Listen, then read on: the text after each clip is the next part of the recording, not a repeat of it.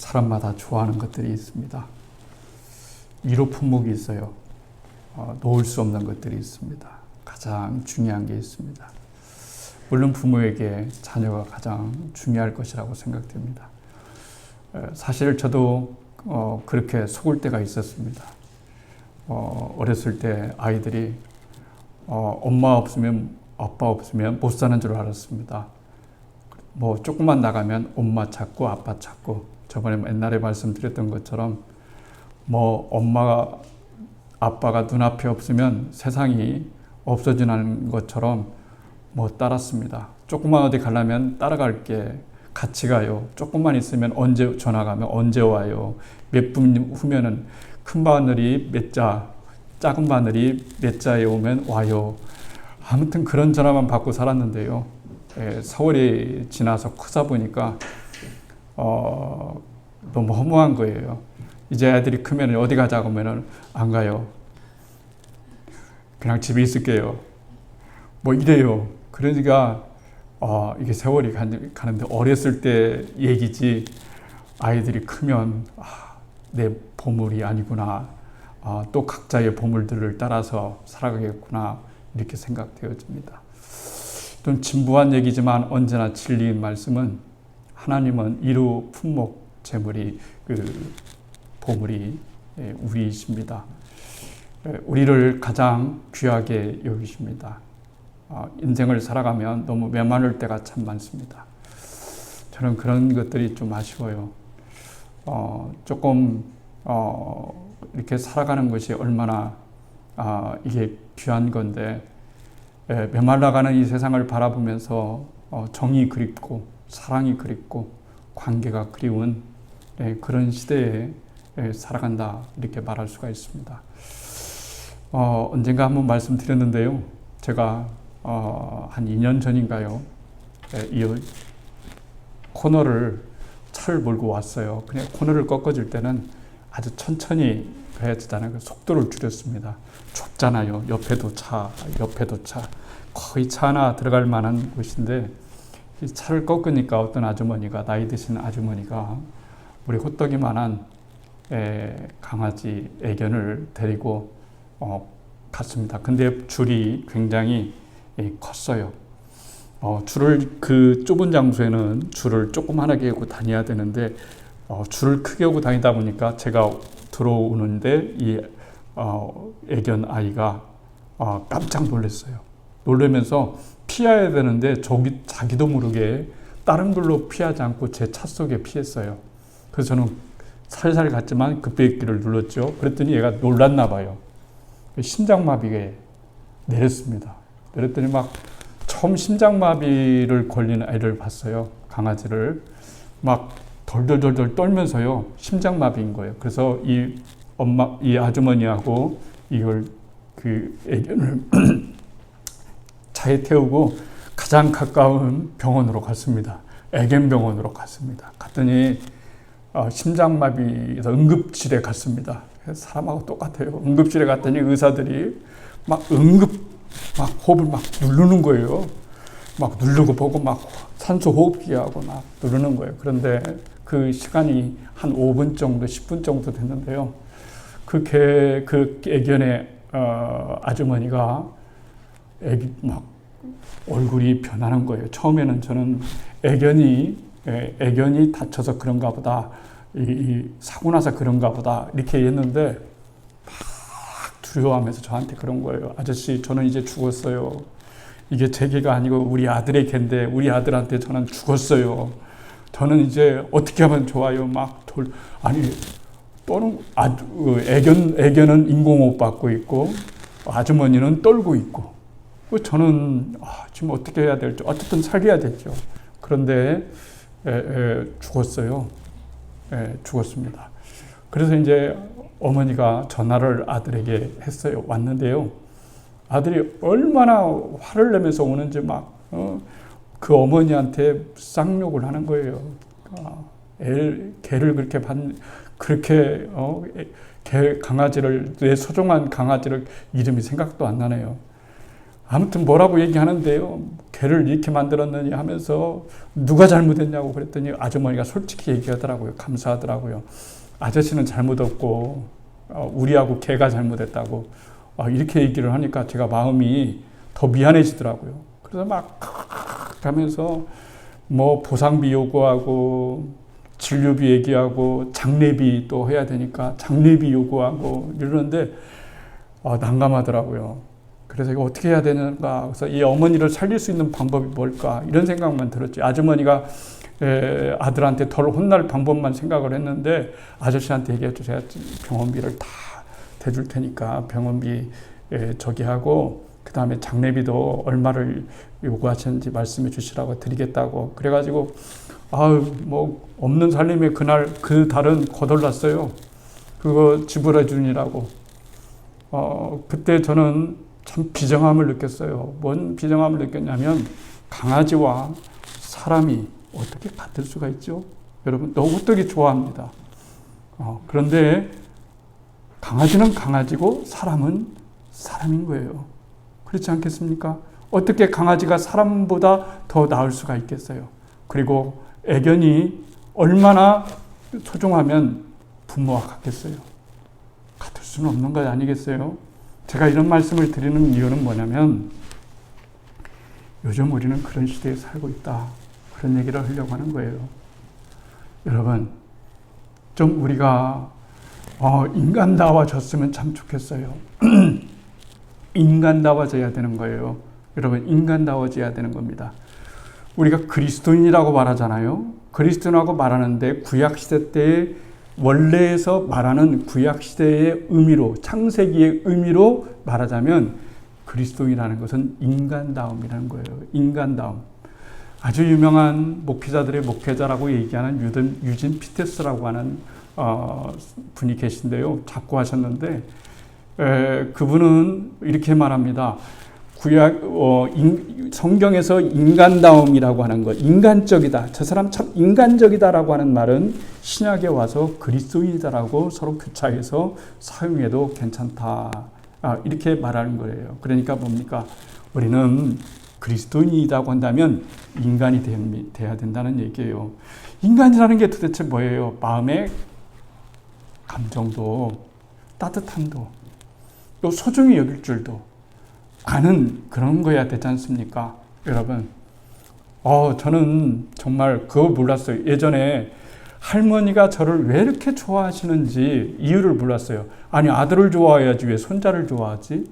저는 어린 마음에 그런 얘기를 몰랐어요. 그런데 나중에 관계가 틀어졌어요. 우리 할머니는 유기에 찌들고 미신에 찌들어가지고 교회 교자만 나오면 막 싫어하는데 어느 날 갑자기 군대 간다고 와서 신학교 들어갔다고 하니까 관계 끊쳐요. 할머니가. 너는 나쁜 놈이래요. 그래서 저는 이제 예수님 믿고 나쁜 사람이 되었는데요. 정말 인간다움이라고 하는 것이 무엇이겠어요? 인간다움이라는 것이 무엇이겠어요? 사람이 그것이 얼마나 우리에게 중요한 것인가 하는 것을 사람들은 너무너무나 모르고 살아가는 경우가 허다하기 때문에 제가 말씀을 드리는 겁니다. 정말 우리가 살아가면서 제가 요즘 행복합니다. 아까 제가 말씀드렸잖아요. 왜 제 친구가 그러는 거예요. 장 목사 결혼해서 이제 딸이 결혼한 사람 달라 그러더라고요. 뭐가 달라 그랬더니 자식이 결혼하면 손자 손녀를 낳아주면 그렇게 고맙대요. 그리고 손자 손녀가 이제 자식은 안 보인대요. 손자 손녀가 그렇게 이쁘대요. 그렇게 이쁘다고 하는데 제가 우리 다봄이 또 우리 다운이 있다가 제이가 왔어요. 주일학교가 막 엄청 붕어한 거예요. 유치부가. 근데 애들만 보면 너무 기쁜 거예요. 근데 또 그런 것도 있어요. 엊그제 전도사님 한 분을 만났는데 여자 전도사님인데요. 애가 이제 18개월이에요. 이야기를 하는데 막 울어요. 그러니까 애기한테 그러는 거예요. 아기가 이름이 하나인데 하나야 울지 마. 여기 할아버지가 너 이쁘다고 하잖아. 할아버지라고 하니까 또 이상하게 내가 벌써 할아버지가 됐나? 그냥 목사님이라고 불러주면 좋을 텐데 할아버지 하니까 그렇게 늙어 보이고 또 좀 이상한 거예요. 또 인간이라고 하는 게 이렇게 욕심이 다 있어요. 손자 손녀는 예쁜데 나이가 들었다고 하는 것은 안 듣고 싶은 것이 인간의 마음이다. 이렇게 말할 수가 있습니다. 성경에 보면 야곱이라는 인물이 나옵니다. 야곱이 거부가 되었습니다. 삼촌집 라반의 집에 가서 온갖 고생을 다 하면서 성공했습니다. 삼촌을 이길 정도의 능력을 가지고 있습니다. 라반이 보통 사람이 아닌데 라반이 걷는 사람이라면, 뛰는 사람이라면 야곱은 나는 사람이었습니다.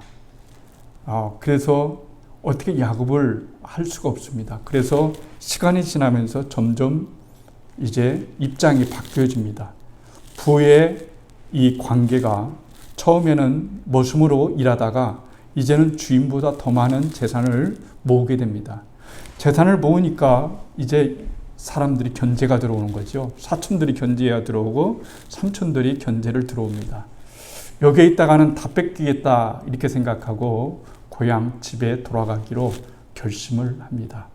고향 집에 돌아가기로 결심을 하는데 그 결심하고 가는 것은 좋은데 아는 것처럼 20년 전에 악감정을 같이 가졌던 적대적 관계에 있던 에서가 자기를 가만히 놔주지 않을 것이다, 죽일 것이다 라고 하는 그런 생각이 집을 가면서 점점점 불안해지기 시작하는 거예요.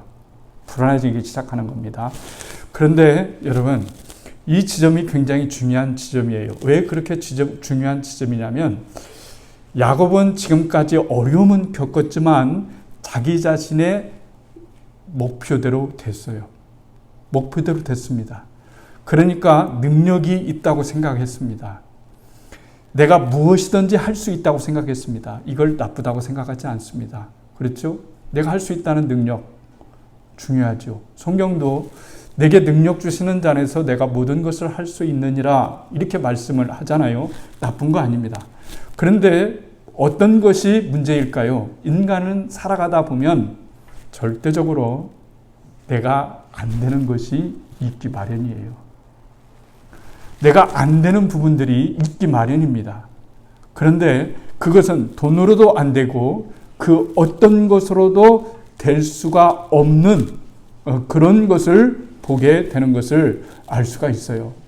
그런데 야곱이 점점점 가면서 마음의 두려움이 여러분 생기는 거죠.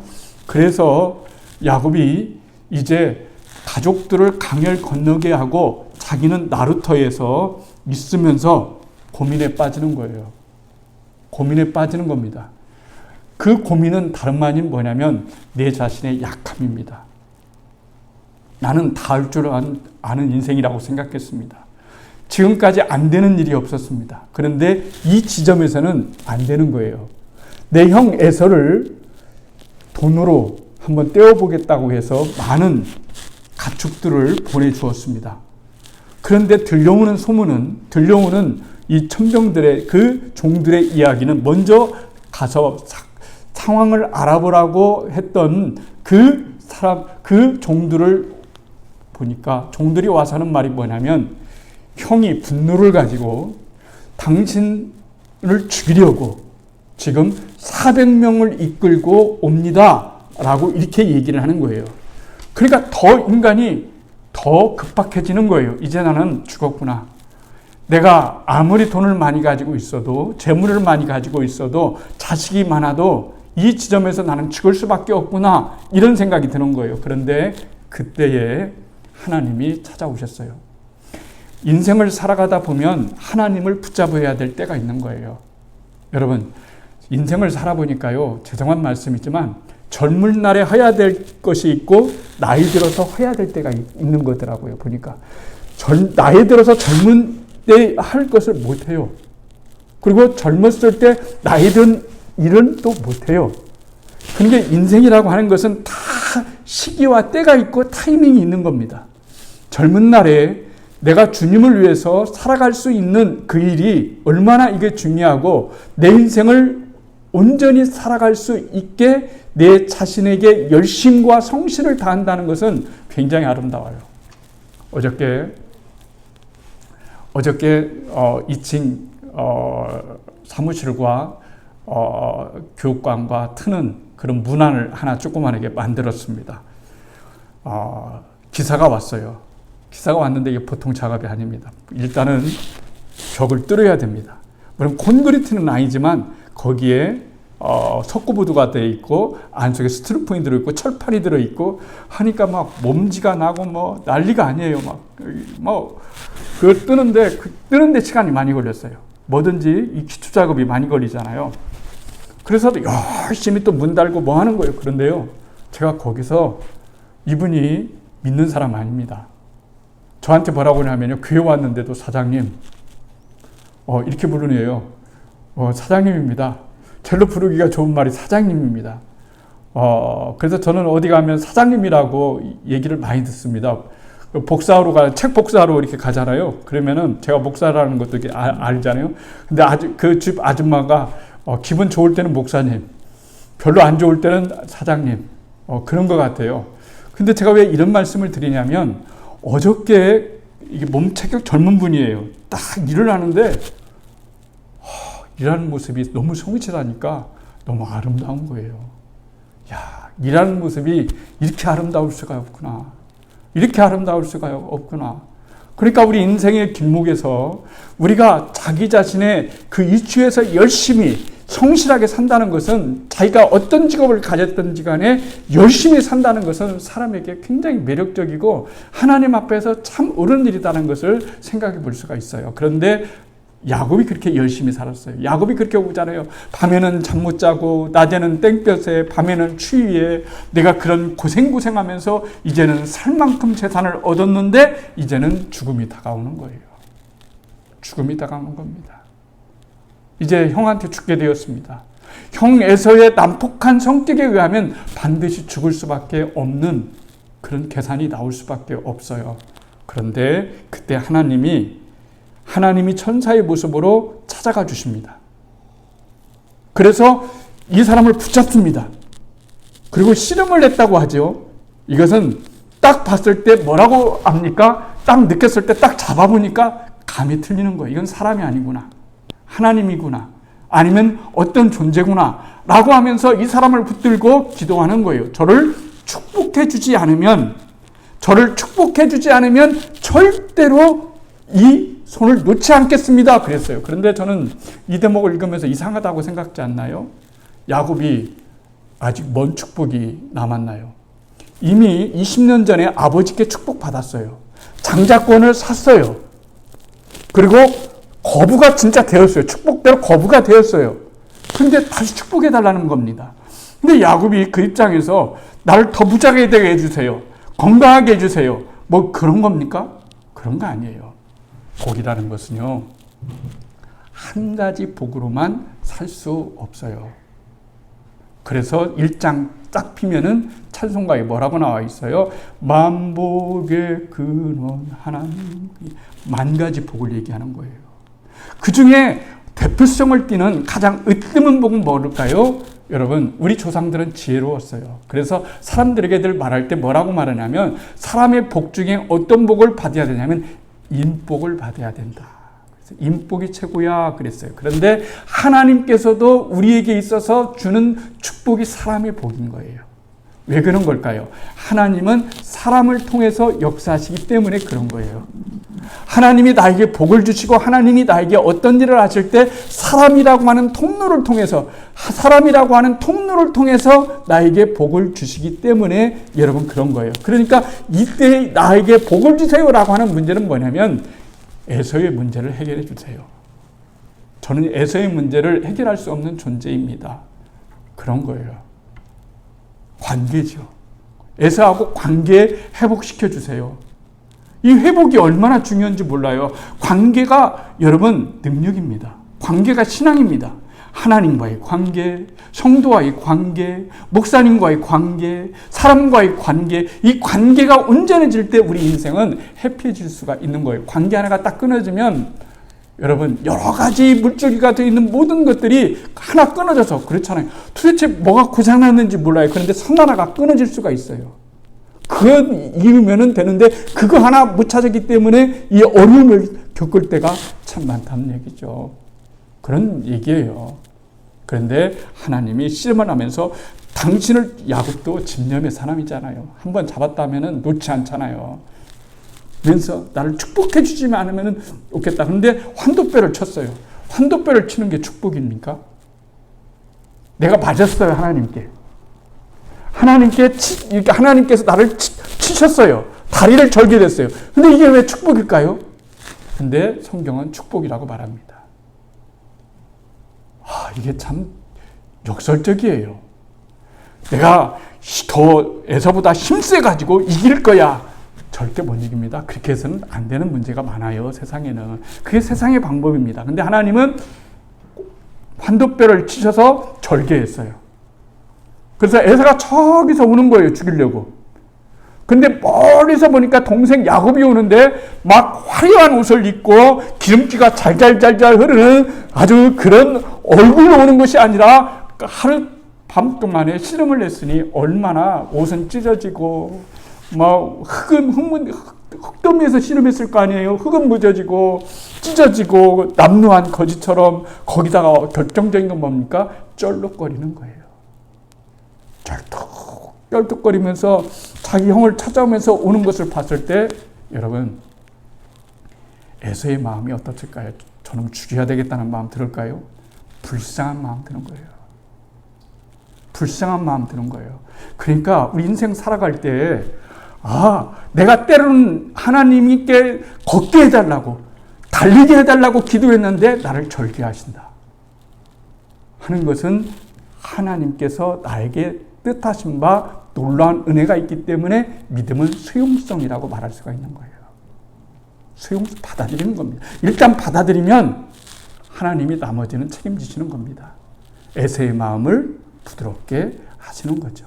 오늘 여러분 바울이 이렇게 얘기합니다. 나의 약함을 자랑한다 이랬어요. 내가 자랑할 것은 약함이다 그랬어요. 아니 약함을 왜 자랑합니까? 그래서 하나님 뭘 약합니까? 여러분 아시는 것처럼 바울은 약점이 하나 있었는데 바로 간질병이에요. 간질병.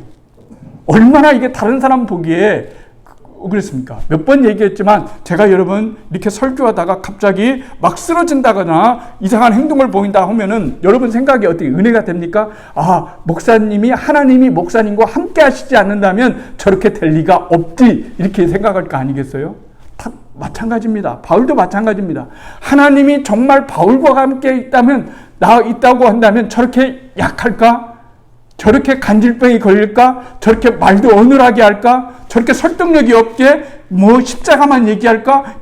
이렇게 얘기를 했는데 바울은 이게 너무 고통스러운 거예요. 너무 자기의 약함이 다른 사람에게 시험을 주고 다른 사람에게 무시당하는 그렇잖아요. 인간이 가장 기분 안 좋을 때 뭐예요? 무시당하는 거예요. 무시당하는 거 싫은 겁니다. 여러분. 사람들이 그런 반대파도 많았습니다. 바울의 찬성파도 많았지만 반대파도 많았습니다. 그래서 바울을 막 공격합니다. 사도성을 공격합니다. 여러 가지를 공격합니다. 그런데 바울이 그런 약점을 가지고 있으니까 이 문제 해결해야 되겠다 해서 3번 기도했다는 말은 40일씩 3번 기도했다는 겁니다. 그 말입니다. 40일씩 3번 했는데 하나님이 거절하신 거예요. 그러면 여기에서 한 가지 포인트가 있는 거예요. 뭐냐면 하나님이 거절하신 것이 바울의 잘못입니까? 하나님이 거절하신 것은 바울의 잘못이 아니에요.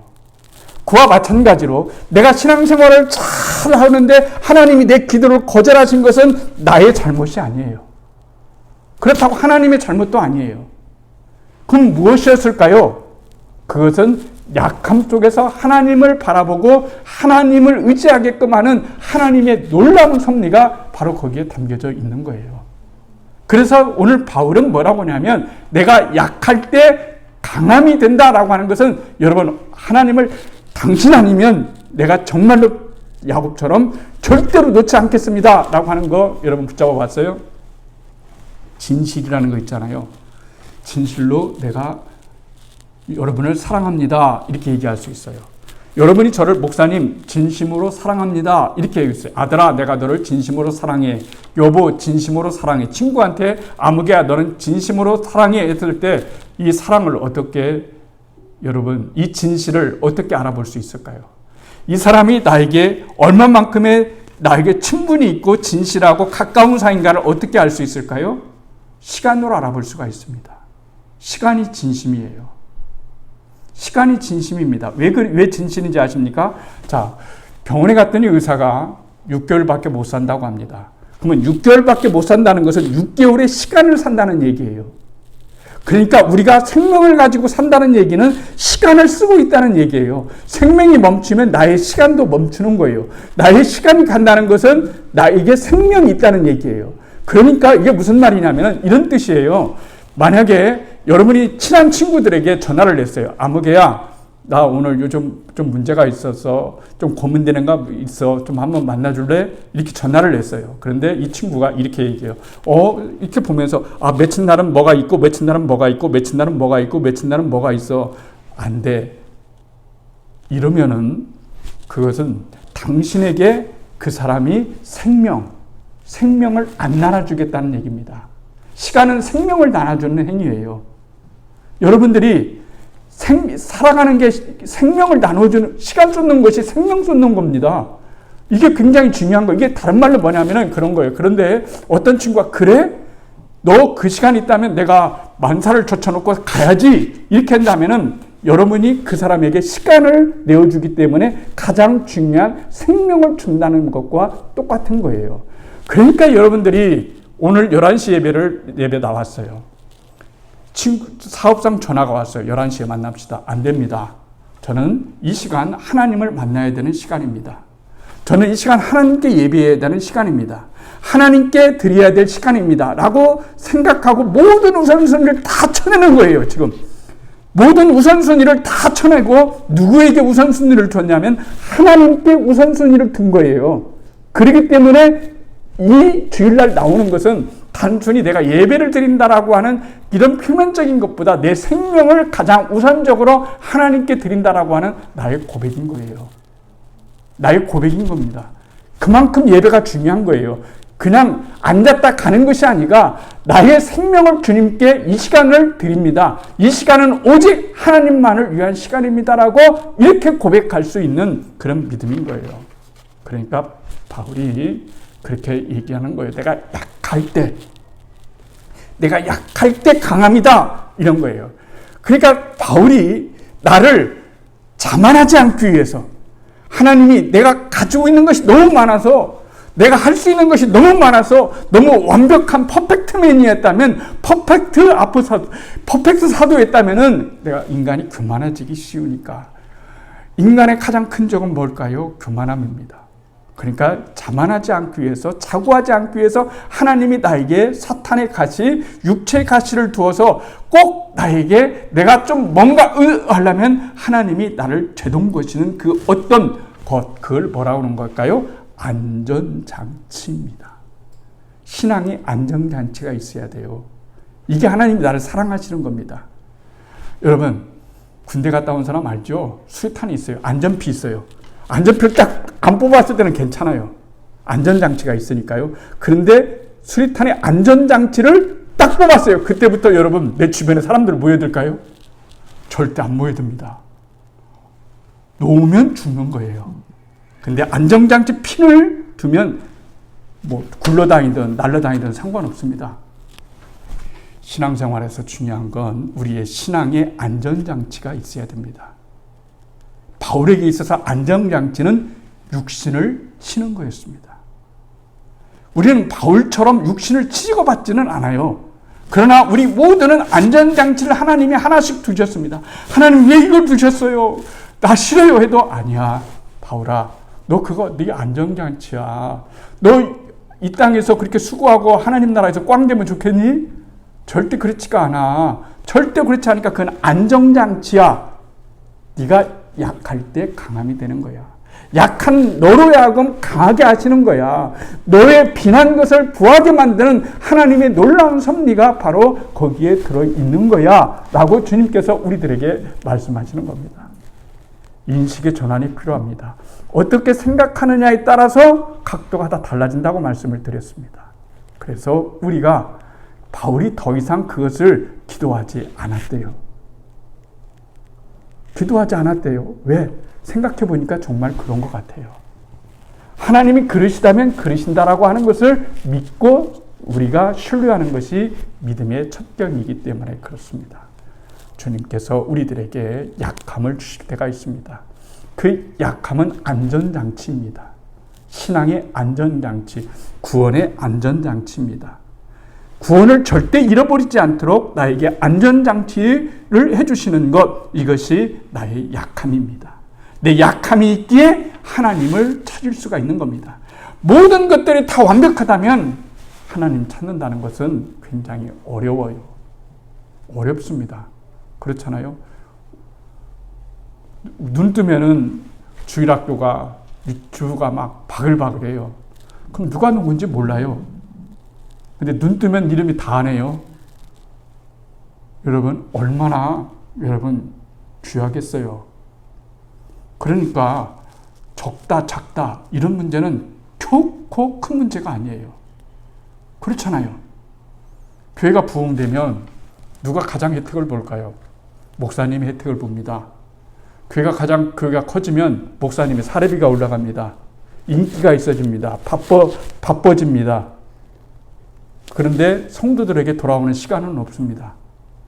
그렇다고 해서 교회가 부흥한다고 해서 여러분이 갑자기 못 산다는 사람이 잘 사는 겁니까? 그런 건 아니잖아요. 관심 속에서 점점 멀어져 가는 겁니다. 서로가 서로에게, 목회자와 여러분들에게. 이거 굉장히 중요한 얘기죠. 그러니까 저는 여러분들에게 말씀하시고자 하는 것은 뭐냐면 우리의 약함, 교회의 약함, 내 신체의 약함, 내 물질의 약함, 내 모든 것에 대한 이 약함은 하나님을 더 의지하고 어떤 것들을 더 소중하게 바라볼 수 있는 하나님의 놀라운 혜택이 될 수 있다는 사실을 깨달았으면 참 좋겠다는 얘기예요. 그것이 우리에게 귀한 은혜가 되었으면 좋겠습니다.